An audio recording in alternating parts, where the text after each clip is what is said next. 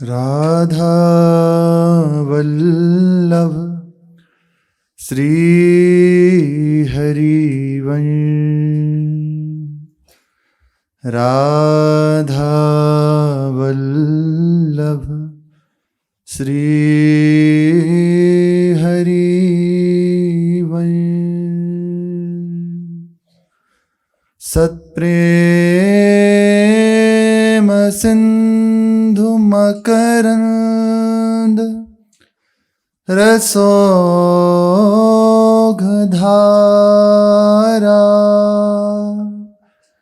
सारानजस्रमभितः श्रवदाश्रितेषु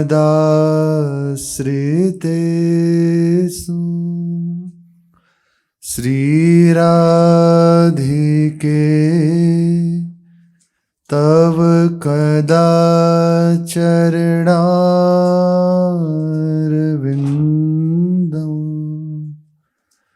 गोविन्द जीवनधनं शिरसा वहामि। गोविन्द जीवनधनं शिरसा वहामि। श्री राधा वल्लभ लाल की जय। अपार करुणा समुद्र, अनंत दया समुद्र, अहेतु की कृपालु श्री युगल सरकार, दृढ़ता पूर्वक इनके चरणों का आश्रय और आश्रय के बल से सतत स्मरण, और जैसी भी स्थिति में ये रखें, जिस परिस्थिति में रखें, वैसे रहते चलें। इतनी ही सब बातों की बात है। हमें प्रभु जैसे रखना चाहते हैं हम वैसे रहें। परेशानी इस बात की होती है, जहाँ कहते हैं ना ये दिक्कत हो रही है, यहाँ परेशानी हो रही है, इसी बात की है कि जहाँ हम अपनी मनमानी करने लगते हैं तभी परेशानी है, उतनी ही दिक्कत है। क्योंकि हम प्रभु की ना मानकर मन की मानना चाहते हैं, मन की मनवाना चाहते हैं। अगर मन की ही मनवाते रहे तो सुख नहीं मिल पाएगा। अब तक हम मन के ही चक्कर में तो फंसे रहे। क्या इसने सुख दिया? केवल दुख ही दिया, क्लेश ही दिया। आज प्रभु के चरणों का आश्रय प्राप्त हो गया है तो मन की बात छोड़ के केवल प्रभु की बात मान लें, गुरुजनों की बात मान लें। किसी ने पूछा कि गुरुदेव को क्या दें, सबसे बड़ी भेंट क्या है? तो श्री महाराज जी ने कहा, मन दे दो। बाहर की संपत्ति दे सकते हो, रुपया पैसा दे सकते हो, लेकिन मन को देना कठिन है। इसलिए रंग नहीं आता, इसलिए आनंद की वृत्ति दिखाई नहीं देती जैसा हम सुनते हैं, क्योंकि हम मन को बचाए रखते हैं। मन दे दो, जहाँ हो जैसे हो वैसे ही रहो, बस उसी क्षण से आनंद प्रारंभ हो जाएगा, उसी क्षण से अनुभूति प्रारंभ हो जाएगी, हृदय शांत हो जाएगा, चित्त प्रसन्न हो जाएगा, प्रभु की ओर हमारी जो यात्रा है तीव्रतम हो जाएगी। मन दे दें। मन को हम देते नहीं हैं, इसीलिए दुखी रहते हैं, परेशान रहते हैं। कुछ भी आप पकड़ लो, ये मेरा, अब आप दुखी हो जाओगे, कोई आपको नहीं बचा सकता। और कैसी भी स्थिति हो, हमारे दुख का कारण है हम जो आसक्ति पूर्वक कुछ ना कुछ पकड़े रहते हैं, मन के द्वारा किसी न किसी चीज का स्थान दिए रहते हैं, उस पर महत्व दिए रहते हैं, इसीलिए हम क्लेशित रहते हैं। सब कुछ करते हुए भी, होते हुए भी समय बीत जाता है, पर ये खत्म नहीं होता। पकड़ लेना। सुनने में थोड़ा सा अजीब है पर है। जैसे जो श्वान है उसे रोटी दिखाओ तो आ जाएगा, फिर उसे दबका दो फिर चला जाएगा, फिर उसे पुचकार के बुला लो आ जाएगा, पर कभी ऐसे नहीं, वैसे ही ऐसे ही साधु का स्वभाव होता है। अपने लिए बिल्कुल सहज सरल, कहीं कोई कठोरता नहीं, दम्भ नहीं, कहीं कोई दिखावा नहीं, सहज। बुला लिया प्रेम से आ गए, भगा दिया चले गए, फिर बुला लिया। ये नहीं कि ये वही है, हमें इसने अपमान किया था, इसने हमसे, ऐसा नहीं होता। बिल्कुल प्रभु ने जैसे करा, प्रभु देखेंगे ना, तैयार भी तो करें। देखो पढ़ाई हो रही है, परीक्षा होगी, तैयार हो जाओ। ऐसा मत सोचो कि बस ऐसे ही है।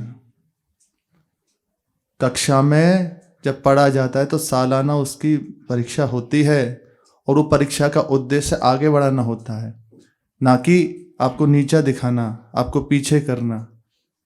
5वीं कक्षा पढ़ लिए तो 6ठी कक्षा के लिए तो पढ़ाई हो रही है, उसमें परीक्षा हो रही है, बस पास कर लिए तो 6ठी कक्षा में आपका प्रवेश, और नहीं किया तो 5वीं कक्षा में ही रहोगे।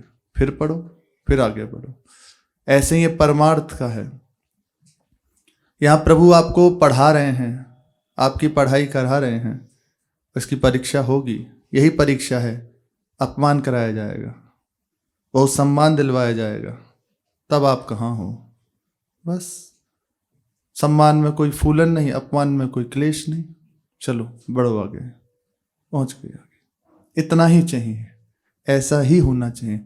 इसलिए तैयार रहना चाहिए हमें, और ये कभी भी हो सकती है, दिन तारीख नहीं है। मन बहुत तरह से हमें फुसलाता है, अरे ऐसे नहीं होता तो ऐसा कैसे हो सकता है। कुछ नहीं हो सकता, प्रभु जो चाहे वैसे हो सकता है, सब कुछ हो सकता है प्रभु चाहे तो। मन के चाहे कुछ नहीं, पर प्रभु के चाहे सब कुछ हो सकता है। इसलिए तैयार रहो। पूज्य बाबा कह रहे हैं जो हो रहा है वह ठीक हो रहा है। अब इतनी बड़ी बात है, देख लो। हम कहते हैं ये ठीक नहीं हुआ तो मैं ऐसा नहीं करना चाहिए, पर महापुरुष हैं वो कह रहे हैं जो हो रहा है वो ठीक हो रहा है, बिल्कुल ठीक हो रहा है। ऐसा समझकर सदा निश्चिंत रहना चाहिए। कोई प्यार करे या कोई दुत्कारे, प्रभु की ऐसी ही इच्छा है, प्रभु ऐसा ही रखना चाहते हैं। प्रसन्न रहो, क्यों दुखी। आप दुखी तभी होगे, सुबह से चल रही है बात, बस आप वहीं परेशान हो जहां आपने कुछ पकड़ लिया है। इसको भी पकड़ लिया, ये मेरा, अब आप क्लेशित हो जाओगे। जब दूसरा ले लेगा इसको, आप क्लेशित, पक्का क्लेशित हो जाओगे। कुछ नहीं पकड़ना, कुछ नहीं, ऐसे बस। इसका तात्पर्य क्या है, अब सरेंडर हो गए तो हाथ, सरेंडर जब हुआ जाता है, शरणागत जब हुआ जाता है, आत्मसमर्पण जब किया जाता है, तो उसके पास कुछ नहीं होता। बंदूक भी होती है ना, तो वही रख देता है। अब आत्मसमर्पण, मेरा कुछ नहीं, अब आप बताओ। एक चोर को भी ऐसा करना पड़ता है। फिर आप तो सर्वोपरि सत्ता के चरणों में अपने आप को समर्पित कर रहे हो, वहां फिर इतना भी कैसे रहने देंगे। ये भी यदि पकड़ लिया तो आपको दुखी होना पड़ेगा। कुछ नहीं पकड़ा तो आनंद, कोई परेशानी नहीं, हर समय प्रसन्न रहो। ले गया, ले जा भैया। यही हमारे वृंदावन के संतों की यही टकसाल रही है। जो आया सब लुटा दिया, कल के लिए नहीं रखा, सब लुटा दिया। हमारा क्या, प्रभु की वस्तु, अब फिर मिल जाएगा फिर ठीक, नहीं तो बैठे हैं ऐसे ही।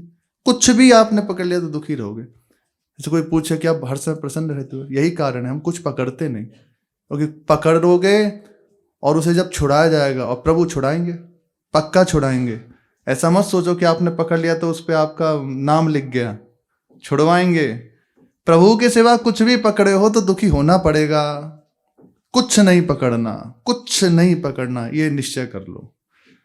मेरे तो गिरधर गोपाल, दूसरों ना कोई, ना कोई, दूसरों ना कोई, कोई नहीं, फिर दुखी क्यों। तैयार हो जाए हम। ये परीक्षा की तैयारी है, कभी भी परीक्षा हो जाएगी। दो बात हर समय तैयार रहें कि हम प्रभु के हैं, प्रभु के सिवा हमारा कोई नहीं। और जितनी भी ये कोई नहीं के बीच में जगह बची हुई है, शरीर मेरा, शरीर संबंधी मेरे, अमुक अमुक, तब उसे प्रभु दूर करेंगे। इसके लिए तैयार रहना है। पहले ही छोड़ दो, लो भैया, तुदीयम वस्तु गोविद्यम तुभ्यमेव समर्पित। आपकी वस्तु आपको समर्पित, जो मन आवे सो करो। प्रभु की वस्तु है, कुछ करें, हमारा क्या अधिकार कि ऐसा नहीं होना चाहिए। आपकी वस्तु है, आप क्लेशित वहीं हैं, वहीं क्लेशित हैं। प्रभु कृपा करते हैं तब ऐसा कभी कभी, बस जो आपने पकड़ लिया वहीं आप दुखी हैं तो छोड़ दें। पूज्य बाबा यही कह रहे हैं कि जो भी कुछ हो रहा है बिल्कुल ठीक हो रहा है, मंगलमय का परम मंगल विधान है, बिल्कुल मंगल विधान है। ऐसा चिंतन करते हुए सदैव निश्चिंत रहिए और एक क्षण के लिए भी अपना लक्ष्य को भूलो मत। अपने लक्ष्य को नहीं भूलना चाहिए एक क्षण के लिए भी। हमारा लक्ष्य है प्रभु के चरणों में पहुंचना, प्रभु की प्राप्ति करना, प्रभु के प्रेम में डूबना। तो हम और कुछ पकड़े क्यों? हम हर जगह राजी हैं, आप जैसे रखो वैसे राजी हैं। हमारा लक्ष्य प्रभु हैं, कुछ और नहीं। मुझे इस जीवन में भगवान के पास पहुंचना है। अगर इस बात को कभी नहीं भूलेंगे तो फिर अपने आप जीवन की सारी चेष्टाएं भगवान के लिए होने लगेंगी। आप कभी दुखी नहीं होंगे। जो कहते हैं भजन नहीं होता, भजन के सिवा कुछ और होगा ही नहीं।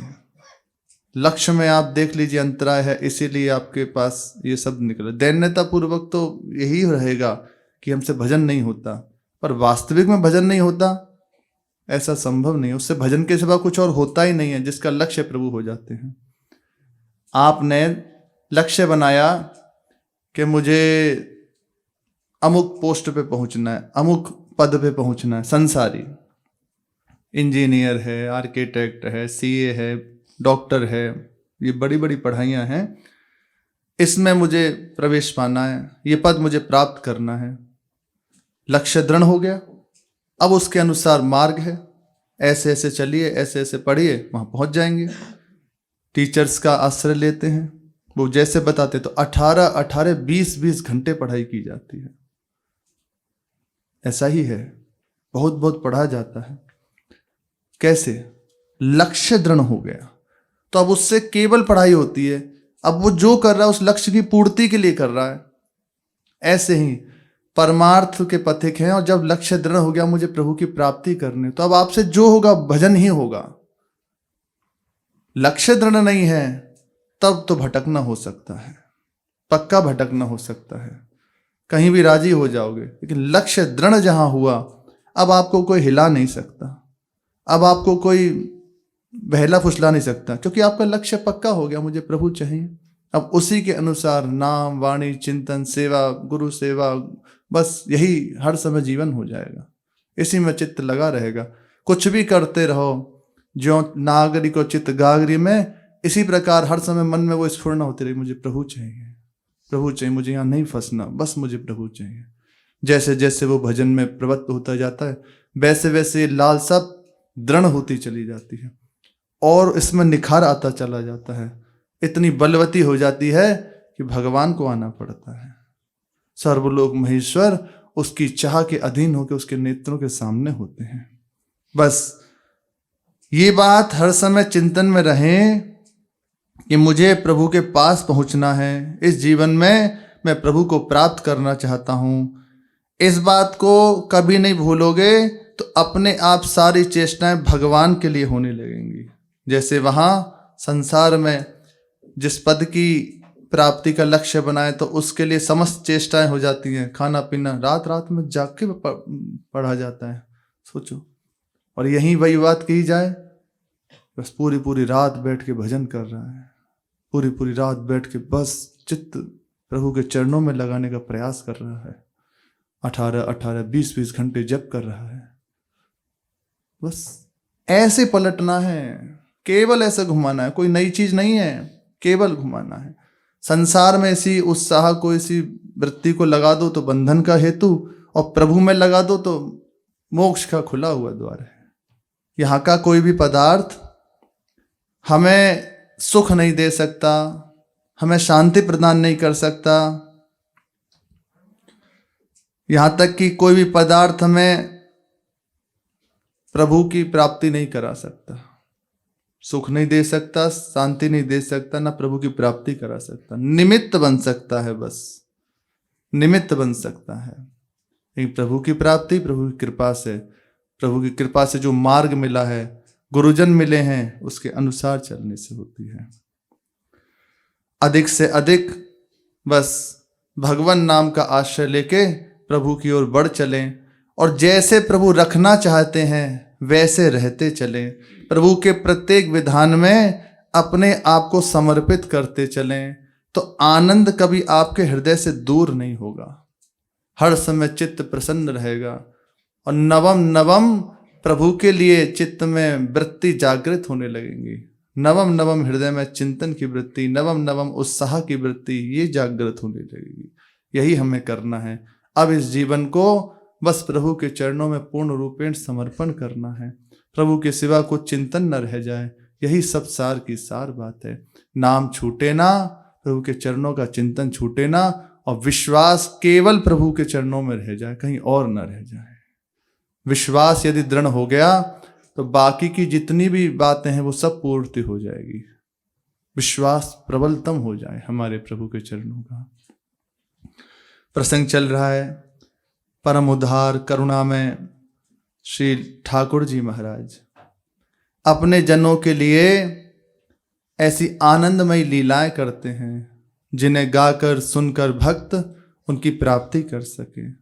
मनोहारिणी लीला, सहज सहज लीलाएं हैं, आनंद प्रदान करने वाली लीलाएं, जिनका चिंतन स्मरण निश्चित रूप से प्रभु की प्राप्ति करा दे। प्रभु ने बाल रूप में प्रथम बार गोदोहन प्रारंभ किया। अब तो समस्त ब्रज में बात फैल गई कि लाला गोदोहन कर लेते हैं।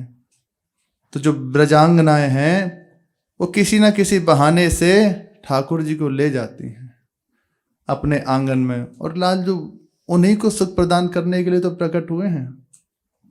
बस कभी नृत्य करते हैं, कभी जैसे वो कहते हैं वैसे उनको सुख पहुंचाते हैं, और अपने अपने यहाँ गौ दुहाती हैं, और लाला वैसे वैसे ही चेष्टा करते हैं।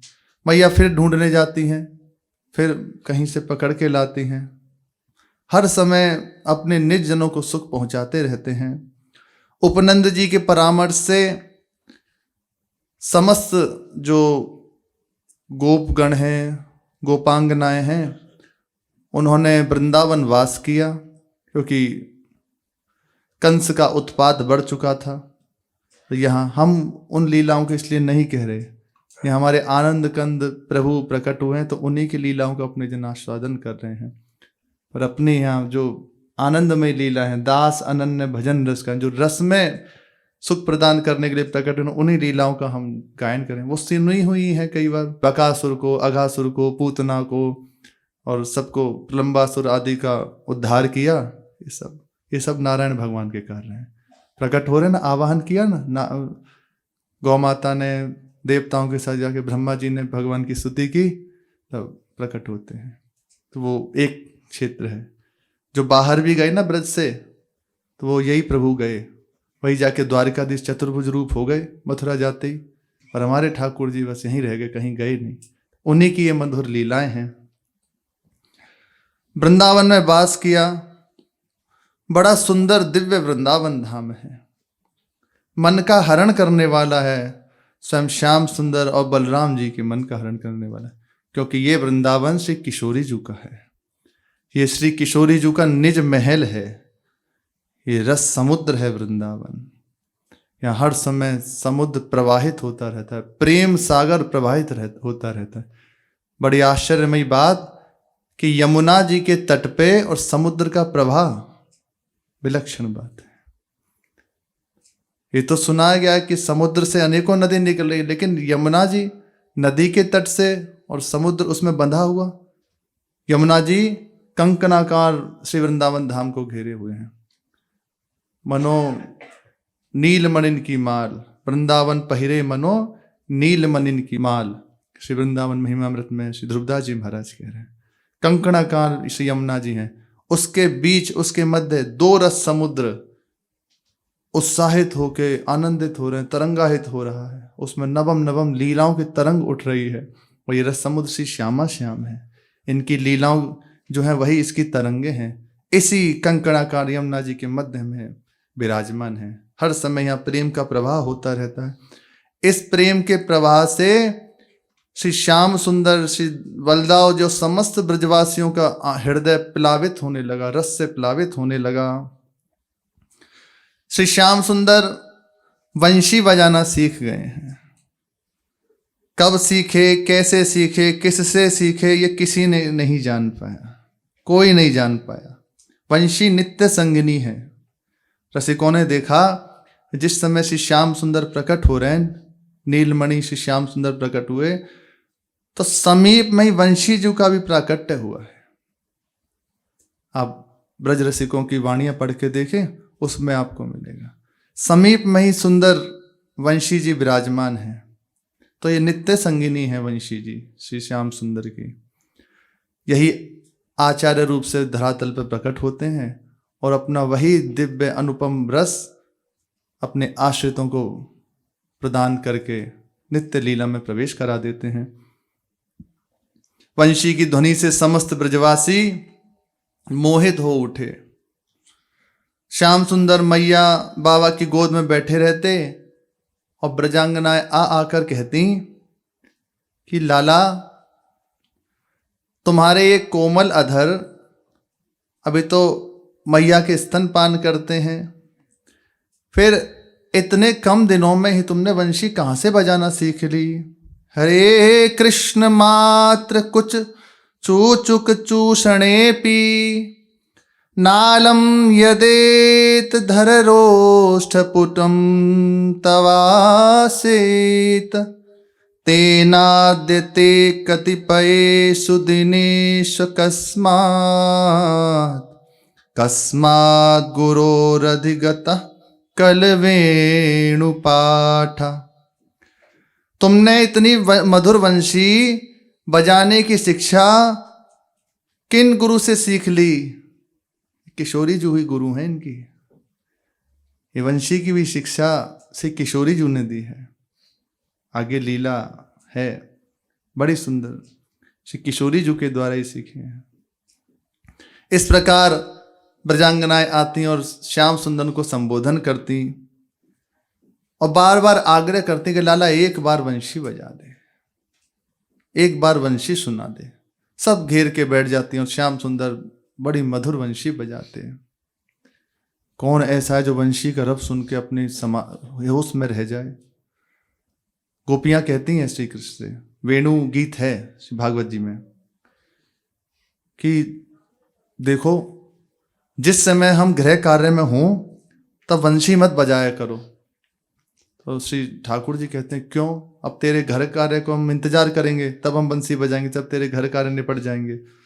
बोले लाला इसलिए कह रहे हैं कि जब तुम वंशी बजाते हो और हम रसोई बनाती होती हैं तो जो सूखी लकड़ी है वो गीली हो जाती हैं, उनसे द्रवित हो जाती हैं, उनसे रस का प्रवाह होने लगता है, तो जो हमारी रसोई तैयार होनी है वो बुझ जाती है। हमारे बछड़े और गाय सब अपनी स्मृति भूल जाते हैं, एकटक होकर आपकी वंशी का आस्वादन करते हैं। और हम जो बहुत प्रयास करती हैं कि कैसे भी चित्त तुम्हारी वंशी में ना जाए, पर अकस्मात तुम्हारी जहाँ वंशी की ध्वनि हुई तो हम समस्त गृह कार्य भूल जाती हैं और वहीं इसी ध्वनि के आनंद में मस्त हो जाती हैं, मत्त हो जाती हैं। तुम ऐसे मत बजाया करो। तो ठाकुर जी कहते हैं, दिन में तुम कहो कि तुम्हारे घर के कार्यों में जाए इसलिए ना बजाऊं, फिर मेरी गैयन को क्या होएगा? तुम्हारे जब तुम कहोगे तब बजाऊंगी, वो छेड़खानी जैसे उनको दुलार पहुंचे।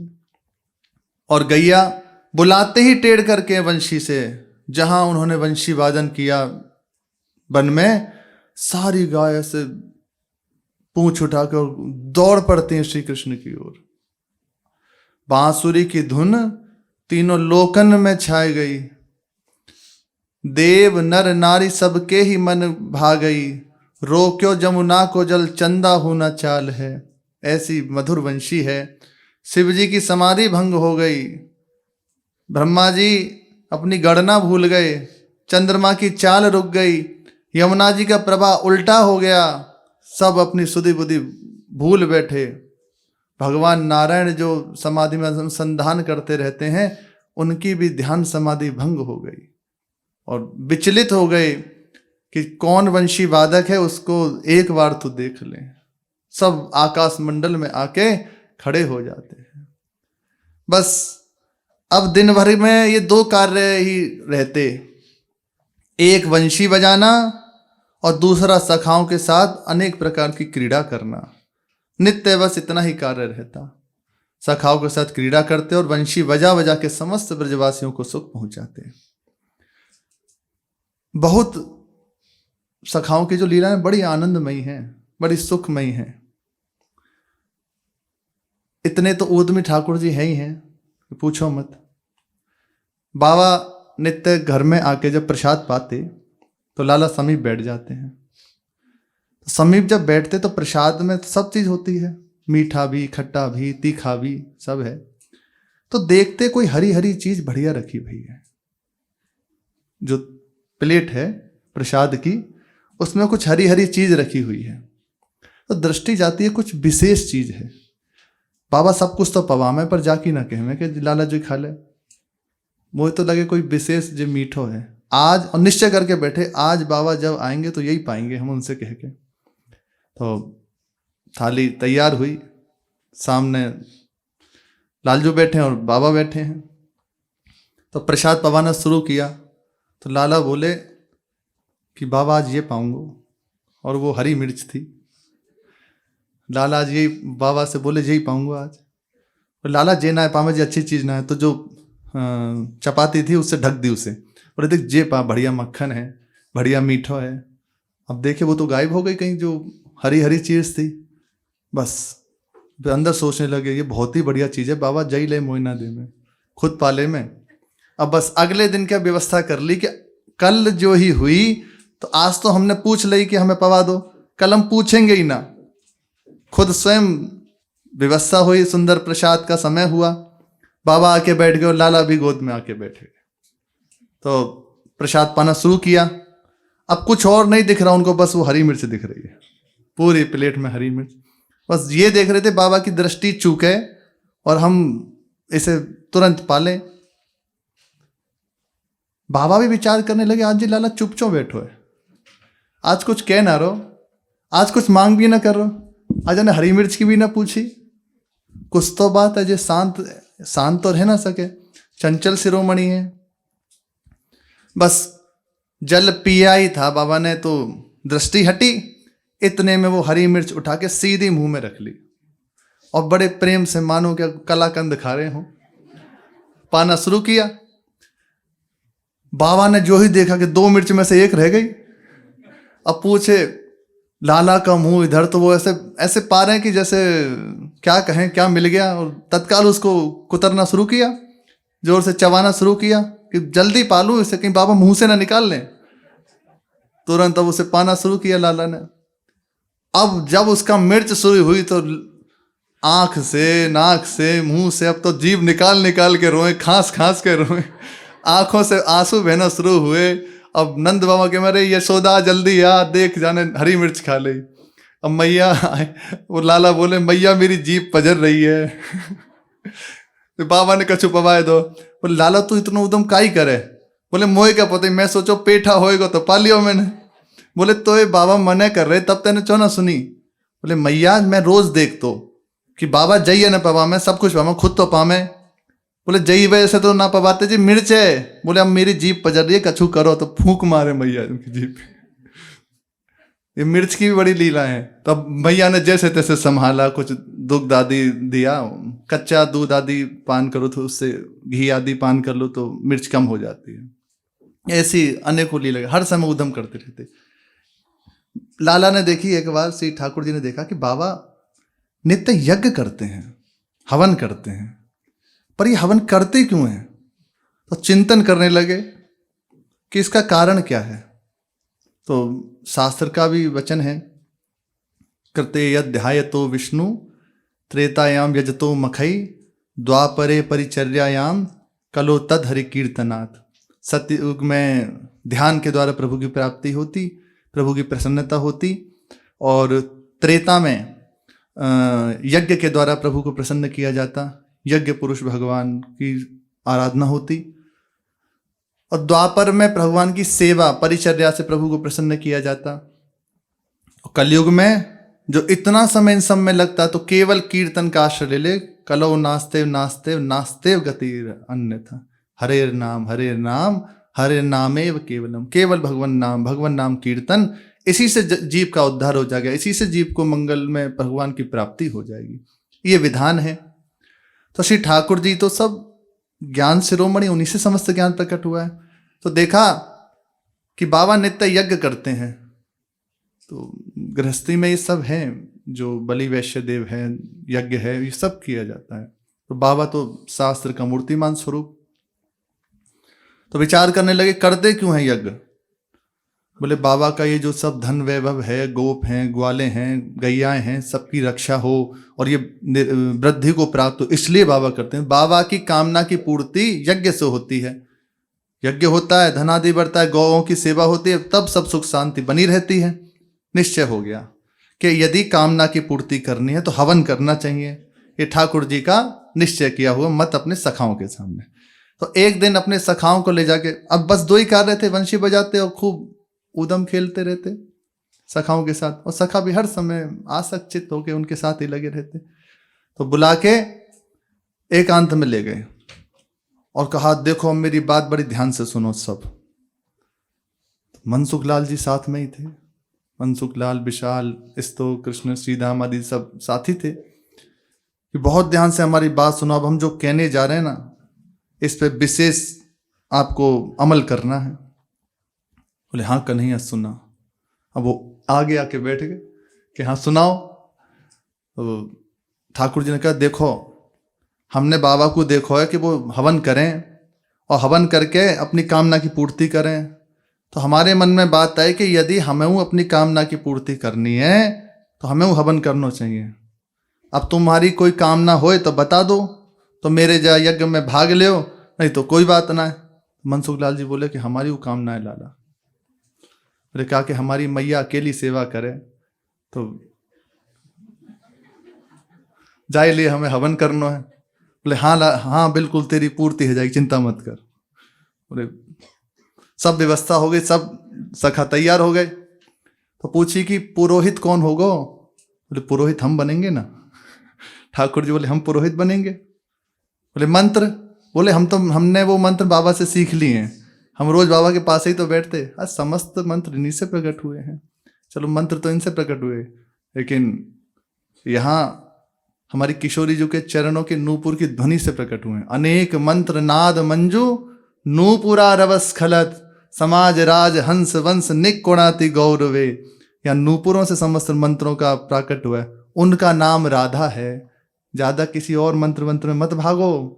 जिनसे समस्त मंत्र, जिनके चरण कमल से प्रकट हुए हैं, उन नाम का आश्रय जिसने ले लिया उसे कुछ पाने की जरूरत नहीं रहती। धन्य धन्य धन्य सोई जिनके उपासी हैं। अब तय हो गया, लालजू ने कही हमने मंत्र सीखे भैया बाबा से और तुम सब चिंता मत करो, हम शुरू करते हैं मंत्र। तय हो गया कि पुरोहित श्री कृष्णचंद्र जी और सब सखा बैठे हुए हैं, यजमान आदि बन के तैयारी होना शुरू हुई। कुछ लकड़ियां बटोर लाए और एकांत में बैठे हुए हैं। लकड़ियां बटोर लाए और एक स्थान पर लाके उसको एकत्रित कर लिया। कुछ लकड़ियां समीप रख ली और सब सखा बैठे हुए। और जो सामग्री होती है तो पूछी वो कैसे बनाएंगे। बोले पत्तन को तोड़ लाओ, सूखे सूखे पत्ता, और उनको पीस लो, तो जो चूरा बनेगा ना वही की सामग्री कुछ कुछ अपने पास रख लो।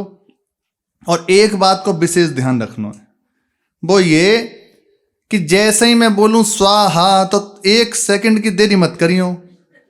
बोले अगर देरी हैगी तो कछु कमी हो तो हमसे मत कहियो, क्योंकि तुम देरी करोगे तो भाई अनुष्ठान वो भी संकल्पित हो रहा है ना, तो उसमें देरी मत करियो। तुरंत स्वाहा करना है सबको। सब तय होगी हाँ लाला बिल्कुल बिल्कुल ना है। वो पहले ही मनसुख लाल जी पहले ही सामग्री हाथ में लेके बैठे, अब वही करें। बोले रुक जाना, धैर्य तो धारण कर। बोले तू मंत्र पढ़ अब जल्दी। हो गई तय बात। अब ठाकुर जी मंत्र तो कुछ आवे ना, आरम भ्रम द्रम द्रम स्वाहा और जो भी गरम गरम ब्रम स्वाहा, बस ये होता। तब जैसे ही थोड़ी सी विलंब होती, बोले मनसुखा तू देख ले, कहानी आ जाए तो मुँह मत कहियो। अब आ कि ना फिर तो हमसे कह के हमने तो हवन कियो, तेने लाला हवन करायो और जा मैं कमी रह गई। बोले कमी का तू देर कर रहा है हमसे, मैं ढंग से बोले हाँ तू चिंता मत कर, फिर तूने वो पहले ही डाल देता कई बार। तो ये हुआ, हवन संपन्न हुआ। जब हवन संपन्न हो गया तो बात आई कि हवन तो संपन्न है गयो, अब इसके बाद दक्षिणा दी जावे, ब्राह्मण को भोज कराया जावे। तो ब्राह्मण कहाँ से लाएंगे? बोले बाकी व्यवस्था है, हम चल रहे ना अभी। तो संपूर्ण हवन जब संपन्न हुआ तो सखाओं के साथ जाके लाला सच्ची में ब्रजवासी को, जो ब्रज के ब्राह्मण थे उनके पास गए और जाके कहा आज आपको हमारे यहाँ न्योतो है, जितने ब्राह्मण मिले सबको न्योता दे दियो, सबको न्योता दे दियो, जो मिलता घर में जाके न्योता दिया। आज मैया ने आज आपको न्योता रखो है तो अभी से पहियो मत, संध्या को न्योता है। अच्छा अब संध्या का न्योता बाबा के यहाँ से न्योता है तो हल्का तो कुछ मिलेगा नहीं, तो सुबह से ही रसोई बंद करा दी। संध्या की तो बननी नहीं, सुबह से भी बंद करे ताकि अच्छे से पाएंगे, और जो अलग से मिलेगा वो बात एक अलग है। तो जो पंडिताइन थी उनसे कही देख पंडिताइन आज तेरी छुट्टी, आज तो कछु ना करनो। अब वो भी खुश कि चलो एक दिन की तो छुट्टी मिली बनाने से, वो प्रसन्न हो गई। संध्या का समय जैसे होने लगा तो उद्यान में लाला खेल रहे थे सखाओं के साथ, और समस्त ब्राह्मण धीरे धीरे धीरे करके आके इकट्ठे होने लगे, एकत्रित होने लगे बाहर। दासी ने जाके कही मैया आज कछु उत्सव है का? बोले तू मुंह से पूछ रही, तो ना पता उत्सव होता तो तू कछु सेवा ना कर रही होती। यहाँ अगर आपसे सीधे बात करने लगे तो समझ लो अभी ठीक नहीं है, यहाँ सीधा नहीं बोला जाता। ब्रज के लोग ठग महा, आप ठग ठग के उपासक और कहिए कहाँ, यहाँ सीधा नहीं बोला जाता। यहाँ वो आता ना कैसा ये देश निगोड़ा, जगत होरी ब्रज होरा, कैसा ये देश निगोड़ा। उसमें सखी कहती है कि एक ते एक ठिठोरा, का बूढ़े का लोग लुगाई, एक ते एक ठिठोरा, कहे खुमान सखाए सिखाए सखन सो, इन मेरा अंग टटोरा। बहुत विपरीत है, प्रेम देश है ना, तो यहाँ कोई वो नहीं, निगम से परे। विशेष जब श्री कृष्ण कृपा पात्र हो जाए तब यहाँ प्रवेश होता है इस देश में। अद्भुत है, महाप्रेम में क्षेत्र है, और प्रेमियों के संग से ही इसको जाना जा सकता है, और कोई उपाय नहीं है। सीधे बोलते ही नहीं कोई किसी से, सीधा कोई नहीं बोलता। अब तय हो गया, मैया ने कही कहा भयो? बोले बाहर बहुत सारे ब्राह्मण खड़े हैं। ब्राह्मण खड़े हैं, ब्राह्मणों को कौन न्योता दिया है? मैया बाहर आई और प्रणाम किया। बोले आप सब आज्ञा करो, मैं क्या सेवा करूं सबकी? तो वो कहने लगे मैया विनोद मत करो। बोले पंडिताइन को मने करके आए हैं कि प्रसाद मत बनियो आज। बोले आप पूछ रही हो काई लिए आए हो? तो वो मैया सकुचाई कि हाँ मैं समझ ना पाई, आप कैसे पधारे, आज्ञा दो। बोले तुम्हारा लाला जाके सबको न्योता दे के आया कि मैया ने बुलाया, सबको आज निमंत्रण है। समझ गई मैया, कछु जाने फिर नई उत्पात कर दे। तो देखा कि कहाँ है लाला? बोले अच्छा रुको रुको। लाला देखे तो उद्यान में खेले, बुलाया। अब लाला समझ गए कि सब ब्राह्मण तो सच्ची में आ गए, हम तो झूठे को न्योता दे के आए, वो सब आज सच्ची को गए। तो बुलाया, बोले कन्हैया जी सब कह रहे हैं कि तुम्हारे लाला आज हमें निमंत्रण दे के आए हैं। तू निमंत्रण दे के आया? बोले ना मैया मैं ना जानूं, निमंत्रण कैसे सके, मैं जानू ही ना हूं इन सबको। वो सामने, अब वो तो सब, अब तो हृदय बैठ गया कि वहां लड़ाई हो जाएगी घर में। अब कहेंगे कि तू जा प्रसाद बना, तो घर में लड़ाई हो जाएगी। अब सबको मना करिए, दिन से खाए हो ना सुबह से, और संध्या की भी तुम मना कर रहे हो, और घर में जाके अगर उनसे कही तो पक्की अब तो वो सीधे माई के ही जाएगी, अब कोई और रास्ता ना है। बोले लाला ऐसे मत करो, तुम ही तो आए सुबह। बोले अरे वो तो हम ऐसे ही कह के आए। बोले ऐसे ही कह के आए? ऐसे ही कह के आए? फिर मैया ने पूछी तू सबरी कहानी मोए बता, क्या बात थी? बोले मैया देख हम सब ने हवन कियो। बोले तुमने हवन कियो? ब्राह्मण कौन हो? बोले मैं ही हूँ। बोले है को हवन संपन्न तुम्हारा। बोले फिर? बोले हवन है क्यों? और जब मनसुखा ने कही कि ब्राह्मण उनको जिमाना चाहिए, मनसुखा की ओर देखे, अब वो बेचारा डरे। तो फिर आगे का भयो? बोले तय भाई कि ब्राह्मण को हम न्योता दें, न्योता दे के आए। तो अब जे सच्ची में आ गए तो क्या करें? बोले मैया देख, जो हवन भयो ना, मैं तो उपाय बताऊं, वो भाव से भयो, और अभी तक प्रत्यक्ष तो फल मिलो ना। यही फल है कि ब्याह काऊ को भयो ना, जब है जा तो तब देखते। अब इनको टाल दे, जब तक ब्याह ना होगा तब तक प्रसाद नहीं पवाएंगे। और दूसरा तरीका ये कि इन सबको भाव से प्रसाद पवा दे। बोले भाव से कैसे पवाएं? बोले सबको पंक्ति में बिठा, सिखा रहे हैं, सबको पंक्ति में बिठा दे। बोले फिर आगे, और सब ब्राह्मण सुन रहे हैं। अब उनका तो पसीने आ गए उन सबको कि ब्राह्मण ही लड़ेगी घर पे जाके, कि सबको बिठा दें। बोले ठीक है। बोले उसके बाद इनसे कह के देखो, चिंतन करो, सामने बढ़िया पत्तल पड़ी है। वो सिखा रहे हैं कि बढ़िया पत्तल सामने पड़ी है। बोले ठीक है, पड़ गई पत्तल। बोले उसमें सुंदर सुंदर दोना रखे हैं, और बढ़िया चपाती हैं, 4-5 तरह की सब्जियां हैं, खीर है, गुलाब जामुन है, ये सब बढ़िया चीजें, और भेंट मिल रही है मोटी मोटी। बोले जे, बोले हाँ। बोले है गई, अब क्या चाहिए? अब भेज दो इन्हें वापस। पाओ और राधे राधे करके जाओ। तो मैया ने कही तो बाद में देखूंगी, पहले इनसे निपटूं। तुरंत जाके फिर लगी और रसोई तैयार कराई। फिर समस्त ब्राह्मणों को दक्षिणा दी, प्रसाद पवाया, बांध के दिया सबको। फिर पूछा कि लाला तो इतना उदम करे चो? बोले मैया से बोले मैया देख, मैं जे चाहूं, तू बैठी रहेगी तो मोटी है जाएगी, और मोटी है जाएगी तो फिर भागो ना जाएगा।